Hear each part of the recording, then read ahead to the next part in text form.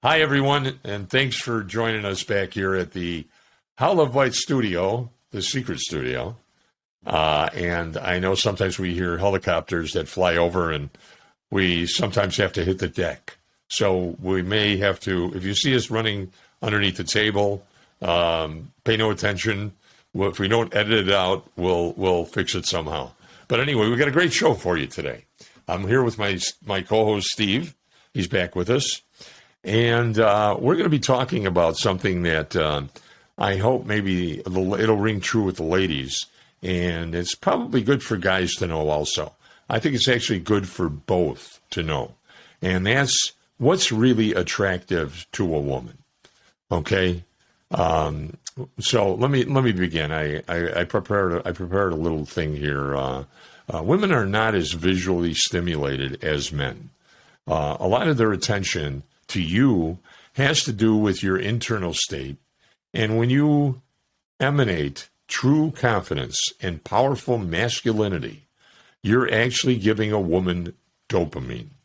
Now, we hear a lot about those two chemicals, dopamine and endorphins, and the brain actually does manufacture these chemicals. Dopamine is the one you want to pay attention to in this one. And so she's going to want more of you.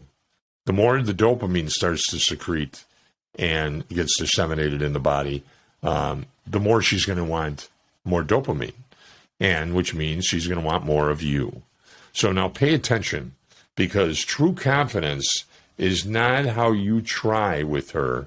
That's kind of posturing. That's how you're conducting yourself with body language, and which is important. It's not that it's not important. It is important. And but for a wise, grounded woman, she'll be able to notice and tell the difference between true confidence and what you're trying to do, and also about the level of integrity that you have incorporated in your life. And it comes down to how deep you've gone in the inner work, both in healing your past and coming into full sovereign alignment with your values and drawing that into your daily life. A daily habit. When you do this well, and there are no subconscious leaks in your body language and how you present to others, it generates a sense of conviction in how you show up. There's that showing up thing again. Real important. If you're interested in a relationship or in possibly maybe this first meet and greet, show up. And it's got a lot to do with how you walk and how you speak, and that is screaming hot for a woman. So take those things, use them as best you can. I think it probably will ring true for ladies, because it generally isn't all about the looks, the pompadour. I don't want to mention any pompadours because I just checked and see if, okay, all right. But it's not about that generally. I mean, at first glance, sure, a woman's going to appreciate a nice-looking guy that works out and he looks masculine, but you got to be able to take it from ground zero when you get there to some other levels, because if not, somebody else will walk through that door, and somebody else will have the gift, and they'll be able to talk with her. And if you don't know how to do that, and you're not exuding the confidence that you at least think you know how to talk to her, you're not going to get very far. So, I don't know, Steve, what do you think? Is this a subject we could talk about a little bit? I think, Dennis, this is right in your alley. You are Mr. Swagger and confidence. I wish. I think you could at least describe it well. And your hair looks really good, by the way, too. No one can tell it. Oh, you think? No one can tell. No one can tell it's not all natural. It's really good. Yeah. So it's not the Jimmy Fallon. It's okay. No. Yeah, no, keep going. You're on a roll. I think you got it nailed. I'm on a roll, ladies and gentlemen. Talk to us. Tell me more. I want to know more. What else are the ladies looking for? Well, I just think that that impression, you really got to make that impression. And then, but the impression's got a TTL, and the little that I did do a lot of computer studying and work, and a TTL is something we used to call in a business a time to live. So it's kind of cells have it, scripts have it in computer language. So as you make that impression on someone when you walk up to them, that impression is only going to last so long. So you better have a follow-up. You got to come in with something else. And, you got to keep razzling and dazzling. It's like pull out another rabbit out of the hat if you have to.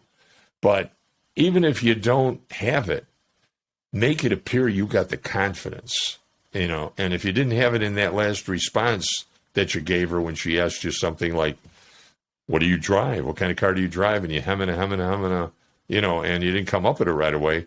Get her on the next one, the next question she asked. Or you know what? In situations like that, I think one of the things that I try to do is make her laugh, okay?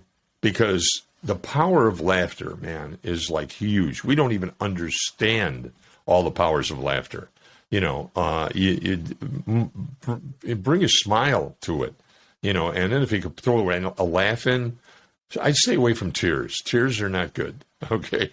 Don't throw her into a tear, but see, I do that sometimes to you, Steve. I apologize. And this would probably be the good place to do it. Well, Dennis. But anyway, yeah. So I think, rather than beat it up too badly, I think I'll give it to you and see if you think is there something else. What do you do in a situation like that when you meet a woman that you're attracted to? And, do you come up swaggering? Do you come up, with that, hey, how you doing? Do you come up with that Joey from Friends? Or what is your style? Well, not to put you on the spot. Well, you are putting me on the spot, but that's okay. I'm sorry. I don't mean to. No, we do it to each other. And you look good. And to answer your question, you do know how to evoke a tear out of me.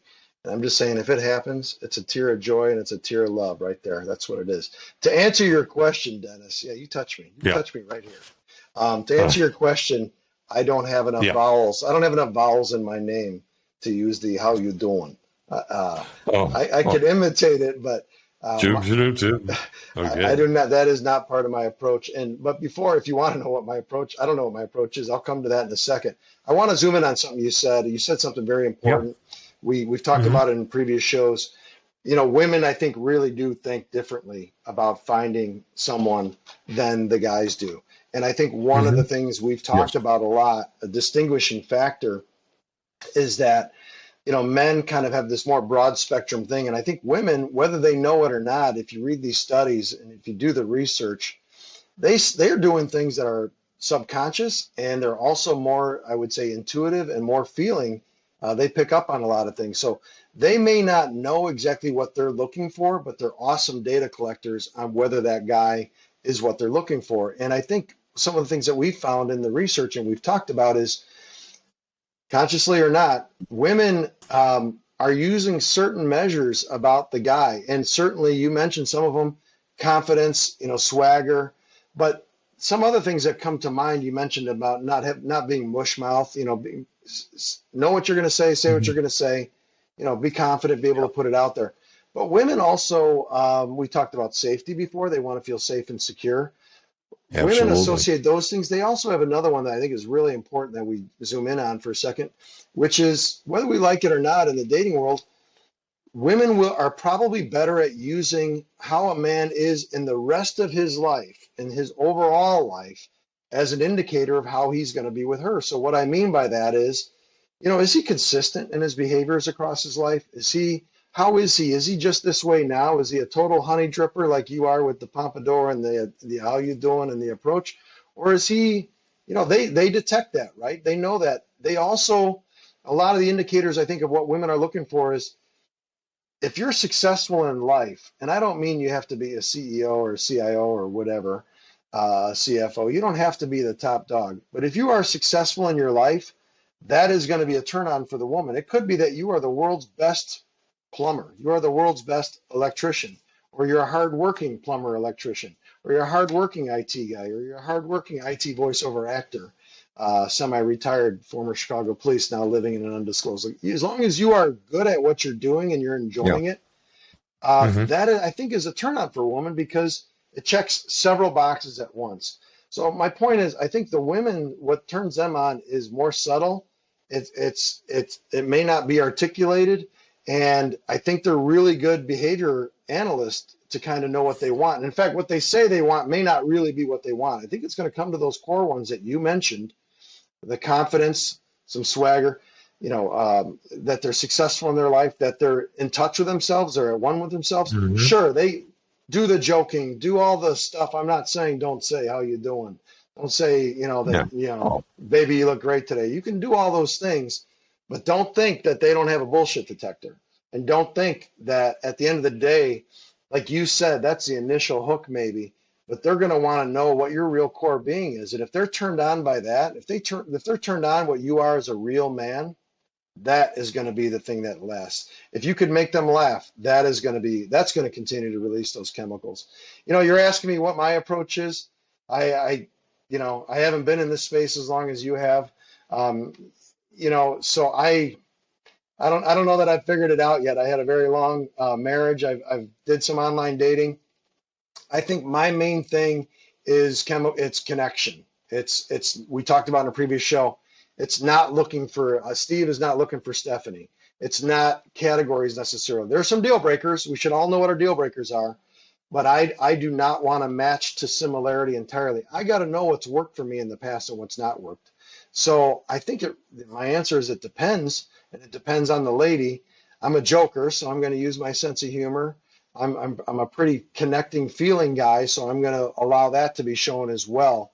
But I want to try to really be who I am, because as you've said in previous shows, we're wasting everybody's time. If we're wearing masks, if this is Billy Joel the Stranger, if we're putting masks on, and if we're acting one way, you're wasting everybody's time. That's how you're going to get to the 2 weeks or the 2 month. I want to know a lady. My approach is going to be based on what I'm looking for, which is, certainly attractiveness is a part of it, but intelligence and insightfulness, and that they want to be, independent. You got to be independent before you can be interdependent. So it's a complex formula, isn't it? There isn't really one answer. I think it's probably a little easier to tell some of the guys some of the things to do than to know maybe the other way around. I think we're a little simpler. We talked about it before. We're a little easier to define. And so that's my answer. Does that, what do you think about what I said? I think it's all accurate. It is, and I think without taking it all apart and picking away at it, I appreciate your candor with how you approach women, and how you have. But I remember someone mentioned there was a line that they used to use like all the time, and it used to work. I'd say out of maybe 10 girls this guy used to approach, and he was a mediocre looking guy. He didn't even have the height. I mean, like you're a couple inches taller than that. I'm 6'2", 6'3", and this guy was not a shrimp, but he was somewhere in between shrimp and like 6 foot. And this guy would always be walking around with some star on his arm. And I remember listening to this guy once, and he went up to some girl. He says, "You know what?" He says, "I got to tell you something." And she goes, "Oh, boy. Yeah, what's that?" He says, "Now I know what I'm going to ask Santa for Christmas. Can I buy you a drink?" And she'd laugh and smile and go, "Yeah, what the heck?" And I'm thinking, are you kidding me? But I'm telling you, the guy was golden. He'd walk around with a deuce, one on each arm. I'm telling you, with a deuce. He's walking around with a deuce, So, but anyway, I thought that was cute. So, but, so again, it isn't necessarily Superman that's walking into the door. I mean, that's going to get their attention. But it's that confidence, like, hey, if I think I like you, I'm going to come in, I'm going to hit you with both barrels, and I'm going to see if I can crawl into your soul a little bit and tickle your soul and let you know that I'm here. Now, you do something about it, okay? Don't let this go by and don't pass this up. This is going to be like a Pretty Woman moment, when she's in there shopping and she comes back and then, and they say, well, we don't kind of cater to your kind here. And then she comes back after she goes to Neiman Marcus or Nordstrom's or something, and she goes, "Oh, I just wanted you to know that bad mistake, okay? Look at me now. Okay, you blew it. So, you don't want nobody wants to have that kind of mistake hanging over it. And that would be a serious regret. So, risk the rejection. Good point. Yep. Come on, give them the confidence. Let them know, hey, listen, I like me. I'm in love with me. And I want to be in love with you maybe someday. And we might have something together. Yep. Let's talk, Yeah. So, but I have that confidence. That confidence is a big thing. And I think that women see confidence. Oh, they like confidence, instead of the guy that comes up and goes, humana. Right. I agree. Apple, And I could tell you right now it works, because when you were saying all that, I felt my heart rate increase. I felt endorphin release. Okay, ladies and gentlemen, surge. Boy, look how time flies. Okay, director. Yo, where are you? Director. Be careful with that, Dennis. You got to be careful with that. My brother. Don't operate any heavy equipment when using Dennis's advice. No, and definitely don't drive. No motor vehicles. No I'd even stay away from that Binford 5000, that snowblower. Wait a minute. No, we don't have snow here anymore. Oof, thank God. But anyway, thanks, Steve. Thanks for a great show. Thanks for showing up. Thank you. And this is more about that showing up, okay? Make sure you show up, on these things. And not these things, but, guys show up that are going to attempt to have a conversation with a girl. Well, Dennis, speaking of showing up, all of you out there on YouTube, please click like and subscribe. Please enter your comments. Go to www.howlovebites.com for links to our other shows. You can also email us at either dennis@howlovebites.com or steve@howlovebites.com. This is a two-way street. We want to hear what you think. We want to hear if you disagree with us. Shoot us an email. We want to hear if you want to have a show idea. We will be taking in callers. We got some really good subjects coming up. So appreciate you having me on, and follow us Twitter, Facebook, all the stuff that's out there.